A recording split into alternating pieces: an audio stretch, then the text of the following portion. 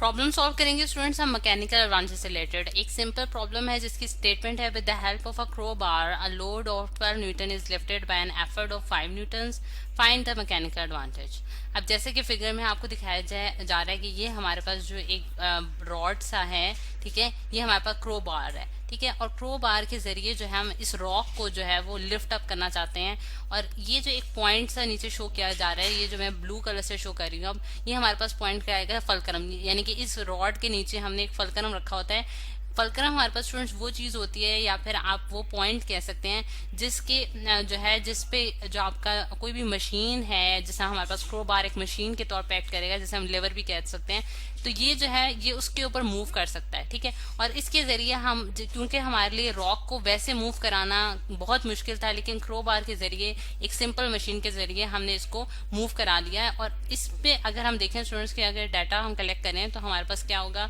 कि हमारे पास जो लोड हमने लिफ्ट अप किया, यानी कि लोड जो कि हमने इसके जरिए उठाया है, वो हमारे पास 12 न्यूटन का था, ठीक है। और उसके बाद जितनी हमने एफर्ट लगाई है वो हमारे पास कितनी है, एफर्ट अप्लाइड, ठीक है, एफर्ट जो है वो कितनी है, 5 न्यूटन की है, ठीक है। तो हमने क्या फाइंड आउट करना है, मैकेनिकल एडवांटेज फाइंड आउट करना है। अब मैकेनिकल एडवांटेज को मैं थोड़ा सा एक्सप्लेन कर लेती हूँ। हम जिस तरह जो मैकेनिकल वर्क होता है स्टूडेंट, वो क्या होता है कि जिस तरह मशीन के जरिए हम कोई काम परफॉर्म कर रहे होते हैं, या फिर किसी जगह कोई बॉडी मूव कर रही है और उस पर कोई एफर्ट लगाई गई है और उसकी वजह से उस पर मोशन आई है, तो ऐसी सारी जो काम होगा वो मैकेनिकल वर्क कहलाएगा, ठीक है। और मैकेनिकल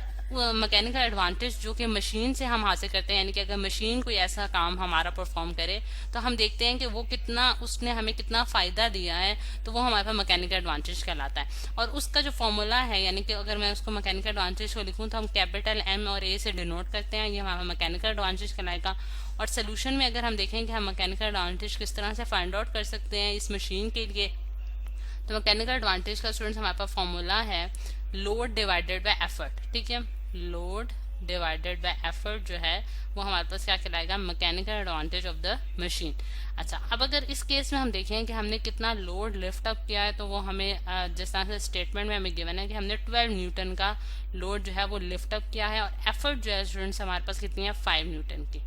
5 न्यूटन की हमारे पास एफर्ट है। तो ये हमारे पास जो आंसर आ रहा है वो हमारे पास कितना आ रहा है, 2.4। अब जैसा कि आप देख सकते हैं न्यूटन न्यूटन से कैंसिल हो गया है, क्योंकि लोड भी हमने न्यूटन में मेजर किया और एफर्ट भी न्यूटन में है। तो इस वजह से ये जो है बेसिकली हमारे पास एक रेशियो होती है जो कि लोड डिवाइडेड बाय एफर्ट के बराबर होती है, और रेशियो होने की वजह से ये एक यूनिट लेस क्वांटिटी है, यानी कि इसका कोई यूनिट्स नहीं है। तो इस तरह स्टूडेंट्स हमने एक क्रो बार की जो है वो इस सिंपल प्रॉब्लम के जरिए हमने इसका मैकेनिकल एडवांटेज जो है वो कैलकुलेट कर लिया।